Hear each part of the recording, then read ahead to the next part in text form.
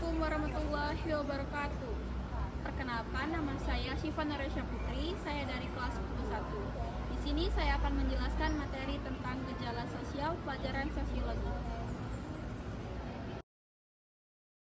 Kalian pernah melihat segerombolan geng motor di jalan? Menurut kalian meresahkan tidak?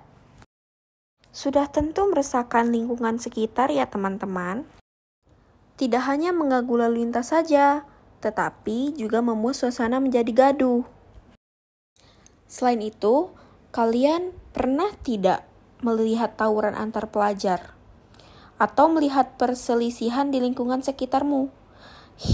Mengerikan sekali ya. Eits, kamu sebagai pelajar yang cerdas, jangan sampai terlibat kegiatan tersebut ya. Itu tidak baik. Berkegiatanlah yang memberikan manfaat positif. Oh iya, kamu tahu tidak? Timbulnya geng motor yang meresahkan di masyarakat sekitar, serta tawuran antar pelajar yang disebabkan kesalahpahaman. Itu merupakan gejala sosial yang sering muncul di masyarakat. Loh, memangnya apa sih gejala sosial itu? Gejala sosial dapat diartikan sebagai masalah sosial yang mempengaruhi dan dipengaruhi oleh perilaku manusia dalam kehidupan masyarakat. Kira-kira masalahnya bisa berupa apa aja tuh? Untuk lebih lengkapnya, simak pembahasan berikut ini ya. Gejala sosial dapat terjadi di mana saja, baik di perkantoran maupun di perdesaan. Namun di wilayah perkotaan, potensi lebih beragam daripada di perdesaan.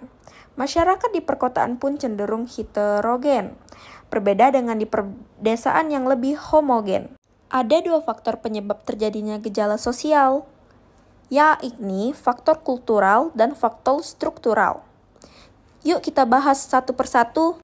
Kemiskinan kerja bakti, gotong royong, dan perilaku menyimpang merupakan contoh gejala sosial berdasarkan faktor kultural, karena faktor ini bermula dari nilai-nilai yang tumbuh dan berkembang dalam lingkungan masyarakat atau komunitas yang kemudian membentuk pola pikir setiap orang yang ada di lingkungan tersebut.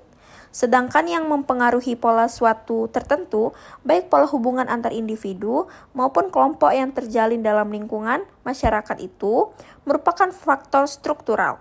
Pada dasarnya, gejala sosial menyangkut nilai-nilai sosial dan moral.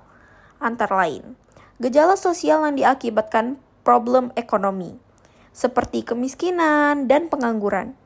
Sedangkan gejala sosial akibat problem politik, contohnya seperti kasus korupsi di Indonesia yang tiada hentinya, kejahatan di tengah masyarakat, kenakalan remaja, konflik rasial, dan keagamaan, merupakan gejala sosial yang sumber permasalahannya diakibatkan dari kebudayaan.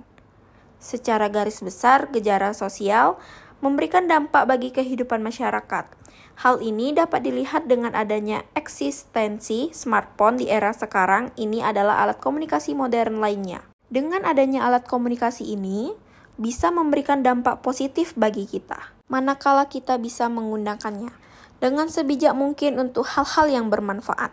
Sedangkan ketika kita tidak bisa menerima perubahan, kita akan mengalami culture shock, di mana ketidakmampuan akan pembawaannya ke arah perilaku penyimpangan.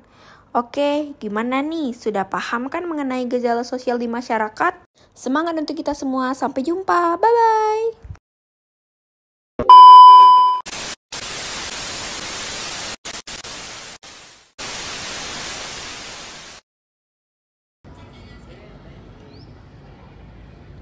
Terima kasih telah menonton video saya. Saya ucapkan wassalamualaikum warahmatullahi wabarakatuh. Waalaikumsalam.